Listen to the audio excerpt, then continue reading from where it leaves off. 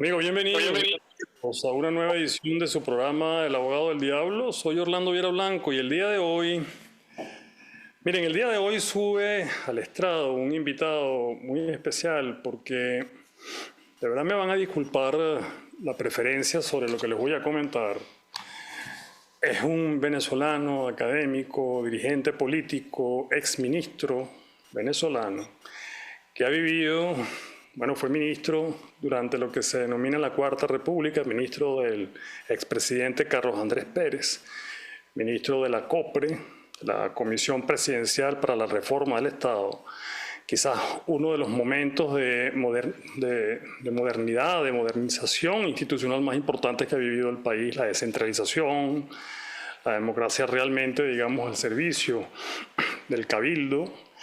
Es un hombre que además ha sido un académico, escritor, comunicador, pero a esto súmenle que en este momento se encuentra igualmente en el exilio, tiene parentesco, pero sobre todo tiene vinculación igualmente con María Corina Machado, y para no tenerlos más con la curiosidad, tengo el honor de tener hoy con nosotros a quien considero también un buen amigo, a nuestro querido economista Carlos Blanco. Carlos, bienvenido.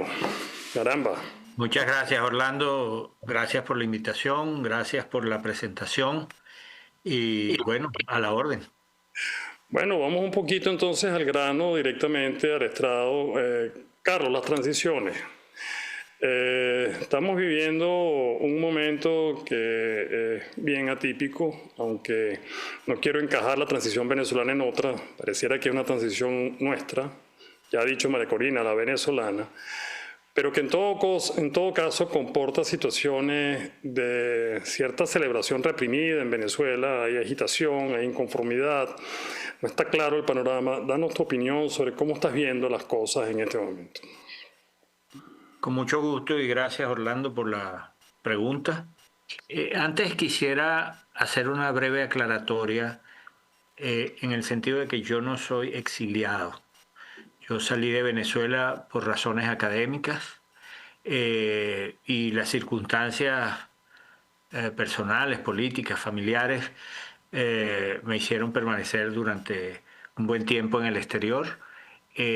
Lo digo porque la condición de exiliado es una condición que yo respeto mucho, que me parece que quienes la viven, la sufren, merecen todo el reconocimiento porque es producto de sus luchas y de su compromiso con la libertad en Venezuela. Entonces, pues quería esa breve aclaratoria. En relación al proceso de transición en Venezuela, yo creo que ha sido y es un proceso muy complejo. No es como en otras ocasiones de nuestra propia historia. Hay una convergencia de fuerzas, se llega a un momento en que se produce una ruptura, un quiebre, y se establece, como en el 58, por ejemplo, una junta de gobierno, al principio militar, duró 12 horas como junta militar, después una junta cívico-militar presidida por un almirante que se comprometió con la democracia, Wolfgang Larrazábal, y a partir de allí comenzó una transición rápida. En enero del 58 fue derrocado Pérez Jiménez y en diciembre de ese año hubo elecciones, donde triunfó Rómulo Betancourt, y hubo un periodo turbulento porque en Caracas había triunfado el candidato Wolfgang Larrazábal, apoyado por el Partido Comunista y por URD, y en el resto del país Rómulo Betancourt, y entonces se creó una situación compleja que fue rápidamente superada por la voluntad de todas las partes y porciones de la vida política del país de llegar a una democracia estable.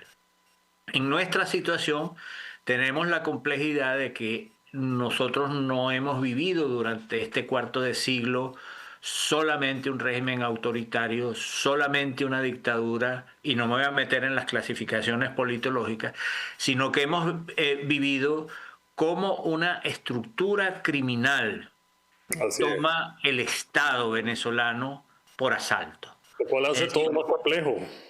Exacto. Esto hace de una complejidad mayor la situación de Venezuela.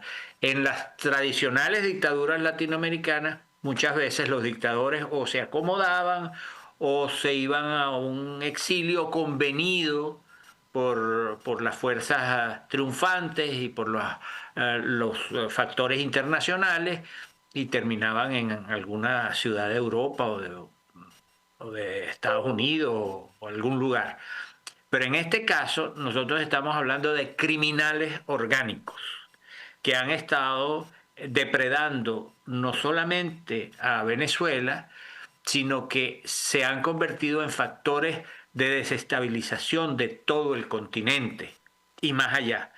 Venezuela, yo creo que es muy importante señalar, ha sido ocupada por fuerzas internacionales desde hace mucho tiempo. Las guerrillas colombianas, la disidencia de la FARC, el ELN, Hezbollah, Hamas y los factores de Cuba, Rusia, Irán y otras regiones del mundo.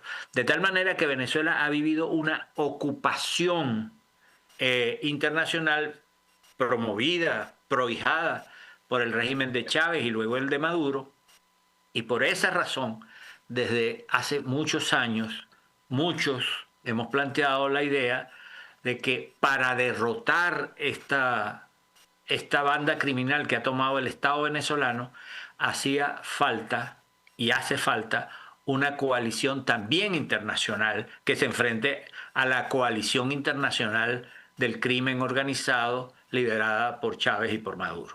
Entonces, este proceso es el proceso que se está viviendo y por esa razón, desde hace varios años también dijimos, solos no podemos. Solos no podemos. Por cierto, que algunos interpretan esto como una posición de entrega de soberanía o de dejación de los principios de la nacionalidad. En absoluto. Toda la historia de la libertad en el mundo y desde luego en Venezuela ha sido una lucha donde ha habido colaboración internacional desde siempre. En nuestra independencia tuvimos el apoyo de ingleses, americanos, franceses y desde luego caribeños importantísimos.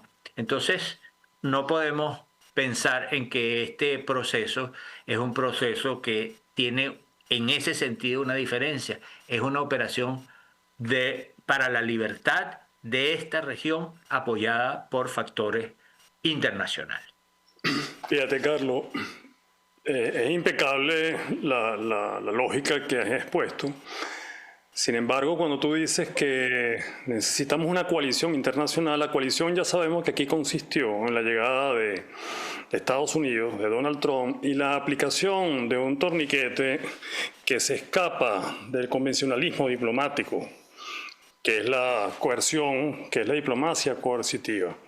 Esto realmente genera todo un escenario diferente a una simple alianza, porque además es una coalición con Estados Unidos. En este sentido tenemos que ir al corte, pero quisiera ya en la segunda parte del programa que habláramos en qué está consistiendo esto de estabilización, recuperación, transición y cómo queda el liderazgo, ciertamente, cómo permanece vigente el liderazgo de María Corina Machado. Ya venimos hablando hoy con el economista Carlos Blanco, aquí en el estrado del Abogado del Diablo.